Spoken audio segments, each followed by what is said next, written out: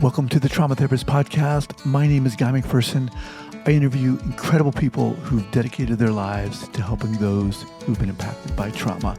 A big thank you to our sponsors and our guests who are supporting this show. So 5, 4, 3, 2, 1. All right, folks, welcome back to the podcast. Super excited to have as my guest today, Mike Wood. Mike, welcome. Thank you. Thank you for having me. Awesome. So Mike spent over 30 years living with anxiety and depression before making the decision to go all in on his own healing.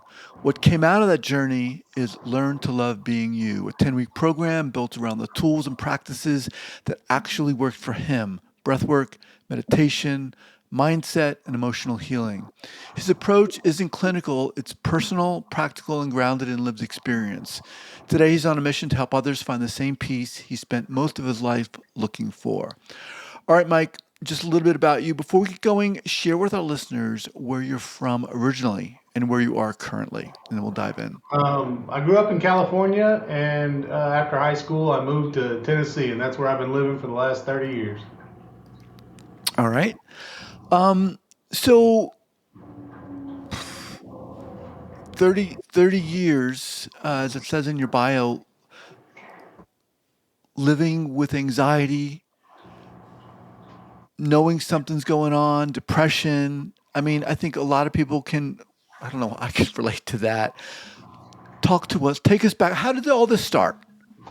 So, now on the other side of it, I know where it started. I had some childhood trauma with my dad leaving when I was, 1.5 years old.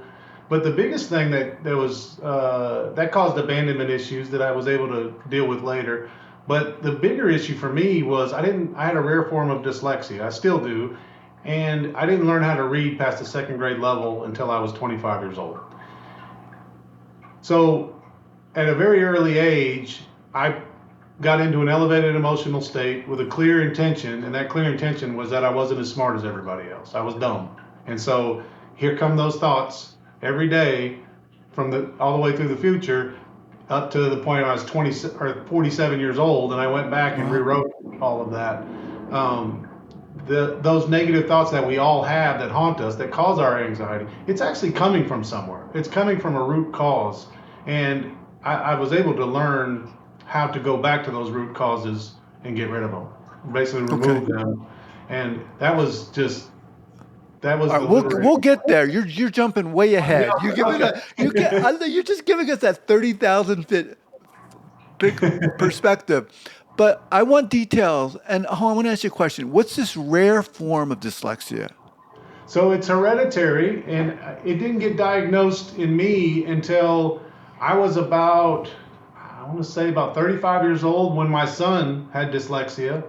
And we sent him to the University of Middle Tennessee, and they diagnosed him, and they said, this is a rare form. It's typically hereditary. And at that point, I'm about in tears because I'm passing this on to him. Wow. Because everything they were talking about with him was the same. And my child after him as well, my last two kids, I have 6 kids, and the last 2 both have the exact same thing.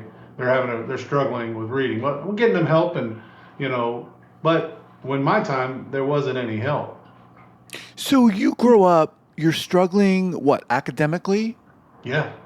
You're thinking you're not as smart. Yeah. How do you manage that? How do you deal with that? So you hide it all, is what I did. I hid behind the kid in front of me in class, trying not to get called on to read out loud. I did all my homework. I scanned for keywords and was able to do all my homework, virtually failed every test, got out of school with C's and D's. It was a struggle, but I did it alone. I did it hiding. And it created a lot of tools that I'm able to use in business, and it gave me a lot of, figure it out skills, right? But at the end of the day, it also created a lot of negative core beliefs within me that haunted me for years to come. So you failed every test, you get into high school. What does that look like? So, so they put me in the lower level classes. So the basic stuff, in reality, I'm very intelligent, but I had to learn how to scan for keywords when I'm reading a test. I couldn't comprehend a paragraph. I could read one sentence at a time, but by the time I read the second sentence, I couldn't remember what the first sentence said. And so I would have to just scan for keywords, and I just use little tricks like that to get myself through every day. I was really good at basketball, so I had a couple coaches that taught history, helped me along the way a little bit. Maybe I should have got a D. Maybe I ended up with a B. I actually got a little love from one teacher who was a high school basketball coach. But in reality, I just struggled, man. It was a very challenging time for me. So I'm imagining low self-esteem, low Oh yeah. self-worth. Yep. Are you? Do you have friends? Are you hanging out? No, no, I'm very introverted, and so I had a family full of brothers, so I inadvertently got around their friends and people. So I wasn't a complete introvert, but I also played a lot of sports, so I made Okay. friends through sports. But as far as a social life, going to somebody else's house or them coming to my house, no, none of that happened because I was terrified. I didn't know how to communicate with Wow. people, and yeah, it was a kind of a challenging experience. So was anyone or your parents looking at you saying, "Mike, we got what's up? Maybe we got to get this kid some help," or what? They didn't know. They didn't know, Okay. and Wow.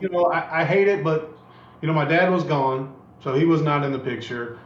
My mom was doing the best she could to raise three kids with government assistance. She had a job, but that wasn't enough. So all of our meals were through government assistance through the school.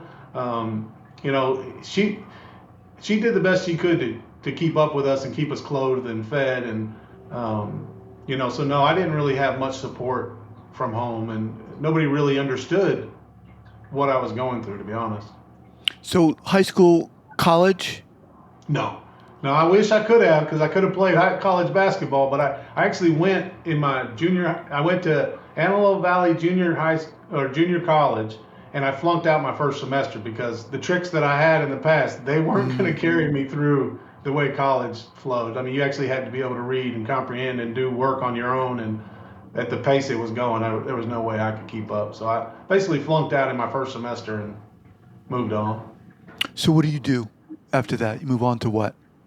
Manual labor, right? Manual labor, just anything that I could, because I did have a good working mind. I was able to solve problems. I was a hard worker. I became a very hard worker to overcompensate for what I deemed as lack of intelligence. Didn't want anybody to see, but I could hang a sign faster than anybody. I could shovel asphalt faster than anybody because I was an athlete by just naturally gifted, and so I just excelled physically in a lot of those areas on until I was in my mid 30s. I had a shovel in my hand until I was 35 years old, and then I moved into the office and got a job as an estimator.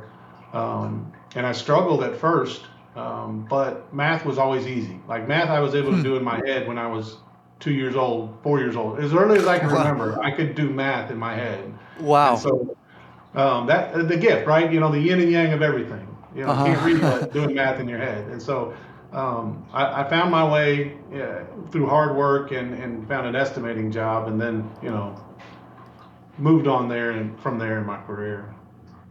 So, well, let's get to this. How do things unfold such that you figure out, or maybe say to yourself, "I need to get some help with reading," or "What is going on?" So I knew that I couldn't read, and I just, one of those government things like self-help for adults, adult reading. It basically said, hey, just start reading the newspaper once a day, every day, and see how far you can get through it. So I did. I had a job where I was pulling out lane closures on the interstate, and construction crews would go to work, and I'd be left with a lot of time. So I started grabbing the USA Today, and I just started practicing. I was so embarrassed at 25 that I couldn't read, and I was being held back, that I just learned on my own. I just started reading the newspaper every day, and then before long, I made it past the first page, and then I was going to the political sections, and I got into politics a Wow. little bit, and just learned through trying. All right. So, at what point do you say, "Hey, I'm going to start putting this program together? How does it you go from sitting in your car reading USA Today to this? So what happened was I started getting success. I got in that office, got that job, and then I left that job after about 5 years, went to another one as a construction manager, and I thought that was going to make me, I doubled my salary, I'm making good money, my wife was able to quit working, and it made me happy for a while, but it was short-lived. I leave there, I come to where I currently have a job at Jarrett Companies, become the COO of a company. We exploded from $2 million a year to $100 million a year, making more money than I need. Family's happy. Wait, hold on. Excuse me, but are you able to read during Yes, this? I can read now, You can but get my by. level of comprehension, reading comprehension, is still not the best. But I mean, when you were working in those jobs, were you able Yes, to just get by? at about 25 years old, I was able to learn how to read and be able to Okay. get those jobs. But I still suffer. I still struggled in some of those areas.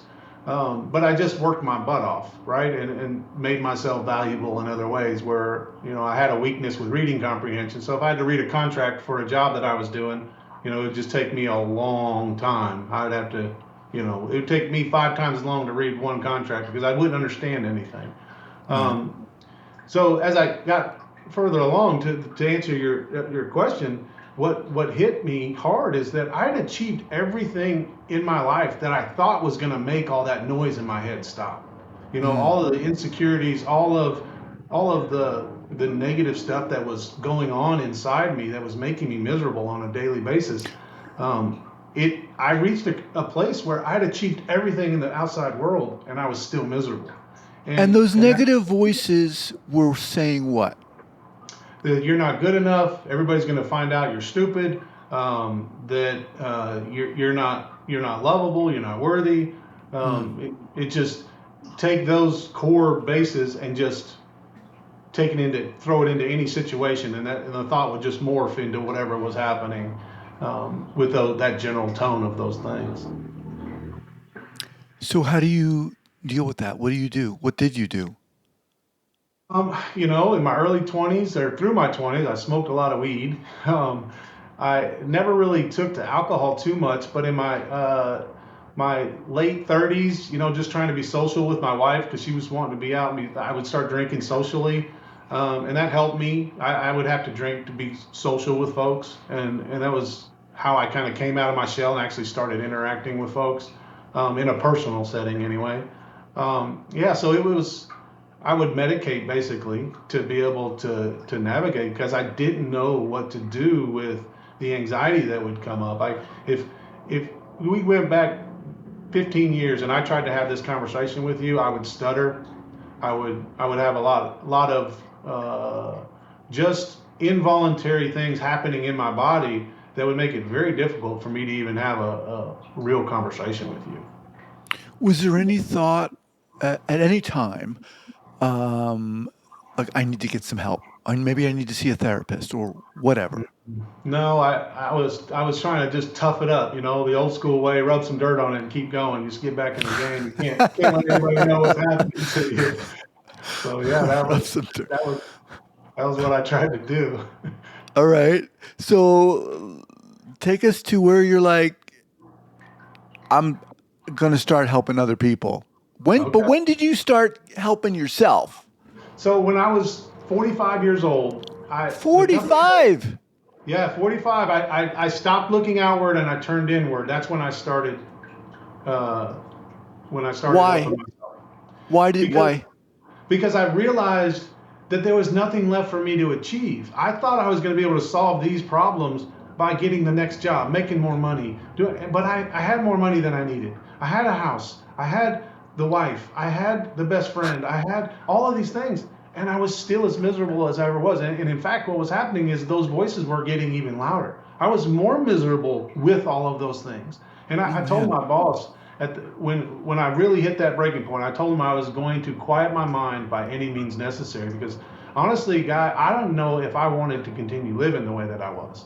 And I had everything that I thought would make me happy. So what do you do? So I turned my focus inward, and I found a few things. Tony Robbins video here, and everything started saying work on yourself, work on yourself. I started trying meditation. I would do 10, 15-minute meditations, and I would feel a moment of, wow, I feel good for 5 minutes. I feel good for 10 minutes. And I was like, okay, that's something. I'm going to follow that pathway. Once something happened, I kept going. And it got to the point where I was consuming on Audible 10 to 15 books a month. I was meditating for 2 to 3 hours a day for Wow. for a long time, and then I And you're found that. married at this point? Yep, yeah, I've You have been married kids? 22 years. Yep. Okay, wow. Yeah, so I dove in big time, guy. I've always been a hard worker, and I took all that hard work that I was spreading everywhere else, and I just turned it all inward. I mean, even at work, Wow. I'm working on me. I just put it all inward, and I started exploring things like Reiki healing. I learned how to do Reiki healing. I went to any modality that I could figure out, and I stumbled across a guy named Chris Hancock in Franklin, Tennessee, therapy outside the box, and I started going to him. And the reason I went to him is because he he he had something called energy healing, and I had no idea what it was. But at that point, after about 2 years of working on my own, I started to realize if I put a crystal in my hand, that I could feel the energy in my hand, and that focus on my hand would turn my brain off. And I started using that as a tool, and I started playing with the energy in my hand and my chakras. And when I heard about him, I was like, energy healing, I'm in. I'm just going to try it. And Hang on. I, So I got this, I got a title of your book, From a Shovel in My Hand to a Crystal in My Hand. exactly. What, seriously? You got the crystal in, did you ever think you'd be sitting there with a crystal in your hand? Oh, I thought somebody'd be crazy. You sent me to the loony farm. Like, no. And when I rarely tell people that because they do think, what are you talking about? But because not everybody puts a crystal in their hand and they could feel it vibrate. But for whatever reason, I could. And a lot of people can.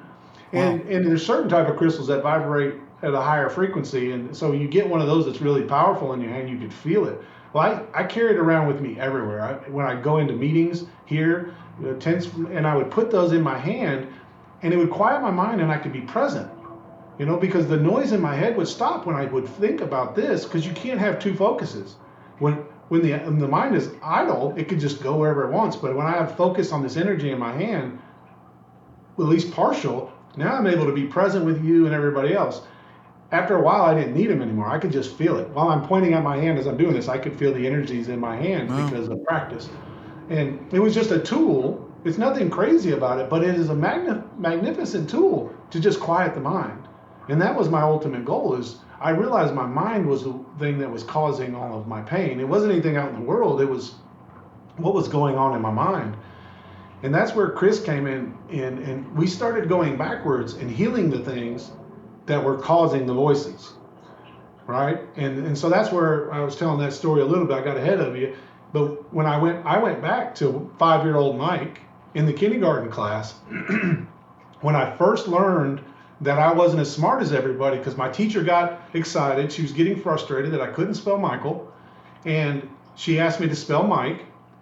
And I noticed because of her frustrations, I started paying attention. All the other kids had already spelt their name, and she Mm-hmm. was a little agitated, which got me excited, which opens up the subconscious mind to be programmed, and then the clear intention of being done.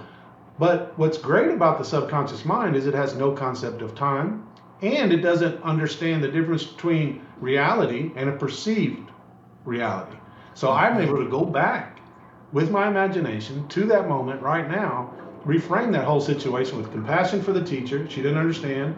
Forgive her because she didn't understand. Same thing with all the students and myself. And my subconscious mind will no longer hold on to that as a core memory, and it'll just move it, what I like to say, put it in the love bucket. And now those negative thoughts from that day, they don't show up anymore.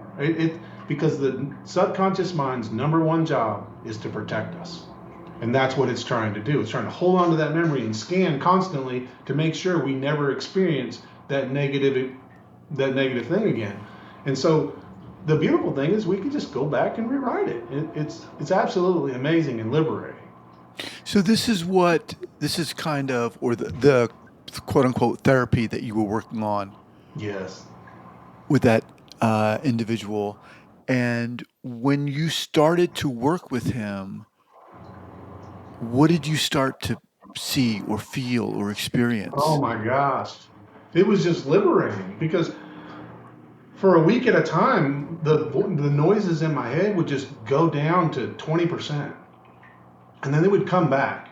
And but when I started to feel that, I was like, I'm all in. I can't even afford to go to this guy, but I am going to keep going every week, and I'm going to keep doing this. And what happened was we worked through a handful of different types of modalities that he teaches, and I got to learn a lot, right? And so I just kept going back and back and back.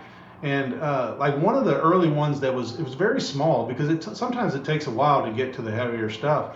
But like compliments, I realized that whenever I receive a compliment, it would make me feel gross. It would make me feel Mm. like a fraud if they were giving it to me. And then if I accepted the compliment, like it was a good thing, then I felt fake. Like I was, like the whole thing was just, I didn't like a compliment. And so we worked on that one day. And then, I mean, within 2 hours of me walking out of that session, somebody gave me a compliment and I was just able to say thank you. And I had no physical response to it. Like I didn't get high, low, and I was like, wait, something is happening here. The physical reactions that I had in my daily life started going away, and I was able to respond to situations instead of having a physical reaction. And those physical reactions, they're painful, right?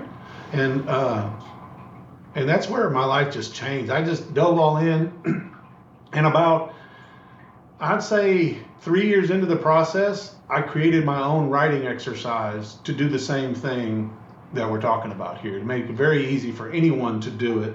You probably need to do it with somebody the first time or first one or two times, but after that, anybody could do it for the rest of their life and never have to pay anybody to help them anymore.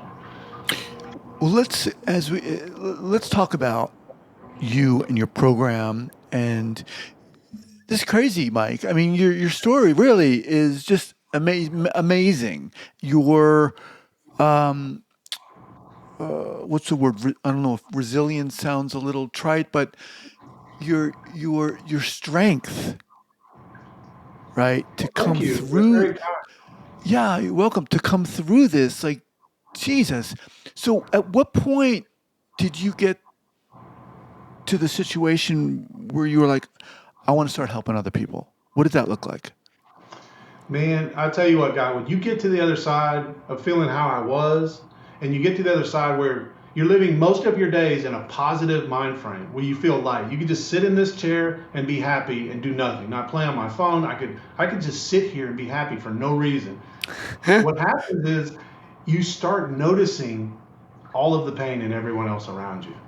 You start to see the hidden pain that I was hiding from hiding from everyone for so many years. Now I could see it in everyone, and it was painful, right? That awareness that I gained was painful, and it's just a natural response. You see somebody broken down on the side of the road, the old lady gets out to change her tire, like you got to pull over. It's Right. just a reaction, and that it's just a reaction. It's just a physical reaction to seeing people in pain, and I know that I can help them, right? I know that I could change that old lady's tire. I know that I could help. So what did you do? How did you walk us through you saying to yourself, I want to start helping other people. I want to put a program together. How do you Yeah. what is it? So what I did in the middle of my journey with all of this, because writing was such a big deal. The first thing I did in my journey was I wrote a book. It was a golf book that helped somebody through a golf swing. But what it did is it also opened them up to a whole nother world. So when I got to the other side of this, after that golf book, which two people have read, but it was just a milestone for me. It wasn't like a publish it to the world. It was just post it on Amazon and be done with it. And so I had the idea when I created my own writing exercise that I needed to write a book and share this with the world. And I spent about a year working on it. And the book, I sent it to one of the most renowned editors in the United States and in London, and they sent it back to me. I paid them like $5,000 to review my book, and they said, "Mike, your book's dead on arrival." And they said, "You don't have an online platform, and you don't have social media following." So I was like, okay, put the book down. Let's go over here. I'm going to take what had in my book and let's create a program. That's a great idea. I want to actually help people. So I start working hard, developing a program, starting to organize things. All right, what do people need to do first, second, third? And all of a sudden, I had these beautiful people show up, and they're like, "Mike, you working on this program? What are you doing here?" And I had 7 people show up and want to take it, and it was they wanted to do it. Like you can't help anybody unless they want to help themselves. And I had 7 people randomly show up and want to take this program. So we worked through it, and with their guidance and everything, we went through it, and every single one of their lives changed. 2 of them were on anxiety meds when they started it. Within 2 weeks of starting it, we're off anxiety meds. It's been a year and a half since then. They're still not taking anxiety meds. And like, so I'm just like blown away how this is all working. And I'm rearranging things because we run into some roadblocks, and I get it all done. I posted last June, and now I'm in this marketing phase where I'm trying to figure out how to help people. But the what has happened with those first 7 people changed my life. It's just like holy moly. And I've got video testimonies of how they all went through it. Some of them are teaching the same stuff now to other people. It's just that first 7 thing literally just altered my life in a way that just filled me up with love. And I can't wait to help somebody else. So now I take it to prisons. I take it to a handful of places that people are willing. Because one of the big problems I had, Guy, in the beginning when I started doing this was I wanted to help everybody, and I realized that you can't help anybody that doesn't want doesn't want the help. So that's when I started exploring like maximum security prisons, and these guys got nothing but time. Somebody in there has to want my help, and I So found what's the program called? it's called Learn to Love Being You. Okay. And what is it? Is it a online program, a video Yes. program? What? Okay. Yeah, it's an online program with a bunch of PowerPoints where basically just we walk you through everything. It's very easy. You also get instructions like on paper, and then you get worksheets to walk you through everything. And then we And also have once a week we have a group meeting where we can guide everybody through it. okay. And who is it for?